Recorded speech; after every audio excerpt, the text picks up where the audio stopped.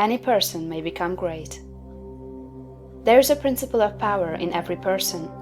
By the intelligent use and direction of this principle, man can develop his own mental faculties. Man has an inherent power by which he may grow in whatsoever direction he pleases, and there does not appear to be any limit to the possibilities of his growth. No man has yet become so great in any faculty but that it is possible for someone else to become greater. The possibility is in the original substance from which man is made. Genius is omniscience flowing into man. Genius is more than talent. Talent may merely be one faculty developed out of proportion to other faculties, but genius is the union of man and God in the acts of the soul.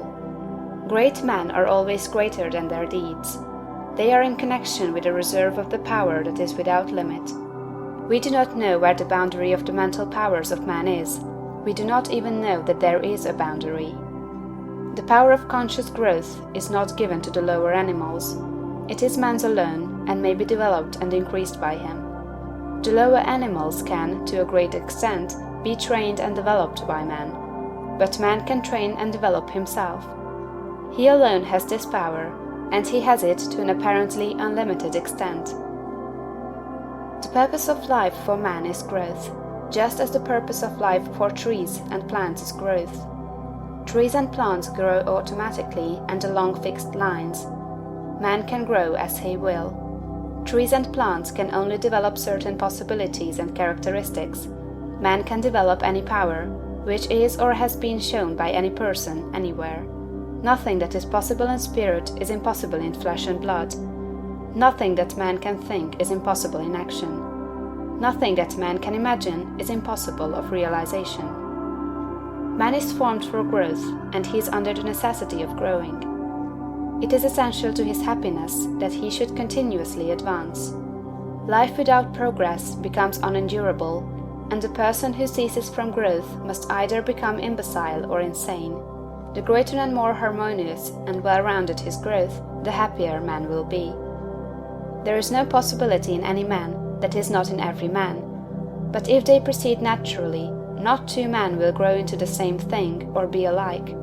Every man comes into the world with a predisposition to grow along certain lines, and growth is easier for him along those lines than in any other way. This is a wise provision, for it gives endless variety. It is as if a gardener should throw all his bulbs into one basket. To the superficial observer, they would look alike, but growth reveals the tremendous difference. So of men and women, they are like a basket of bulbs. One may be a rose and add brightness and color to some dark corner of the world.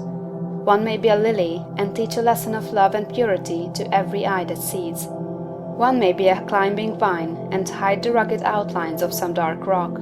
One may be a great oak among whose boughs the birds shall nest and sing, and beneath whose shade the flocks shall rest at noon, but everyone will be something worthwhile, something rare, something perfect. There are undreamed of possibilities in the common lives all around us in a large sense. There are no common people.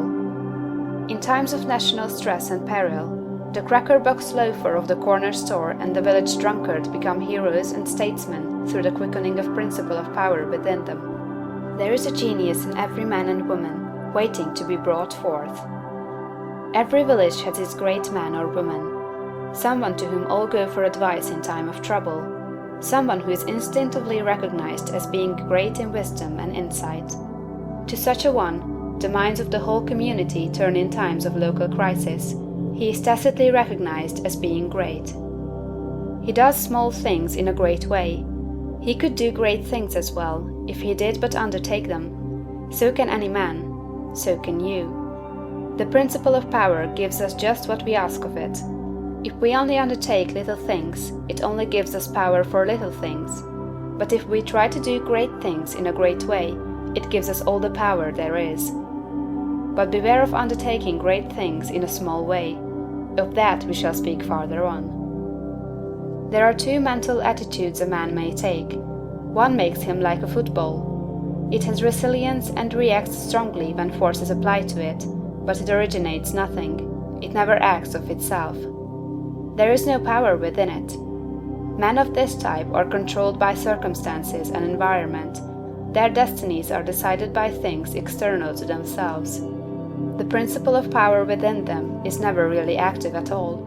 They never speak or act from within. The other attitude makes man like a flowing spring. Power comes out from the center of him. He has within him a well of water springing up into everlasting life. He radiates force, highest felt by his environment. The principle of power in him is in constant action. He is self-active. He hath life in himself. No greater good can come to any man or woman than to become self-active. All the experiences of life are designed by Providence to force men and women into self-activity, to compel them to cease being creatures of circumstances and master their environment. In his lowest stage, man is the child of chance and circumstance and the slave of fear. His acts are all reactions resulting from the impingement upon him of forces in his environment. He acts only as he is acted upon, he originates nothing. But the lowest savage has within him a principle of power sufficient to master all that he fears. And if he learns this and becomes self-active, he becomes as one of the gods. The awakening of the principle of power in man is the real conversion, the passing from death to life. It is when the dead hear the voice of the Son of Man and come forth and live. It is the resurrection and the life. When it is awakened, man becomes a son of the highest, and all power is given to him in heaven and on earth. Nothing was ever in any man that is not in you. No man ever made more spiritual or mental power than you can attain, or did greater things than you can accomplish. You can become what you want to be. End of chapter 1.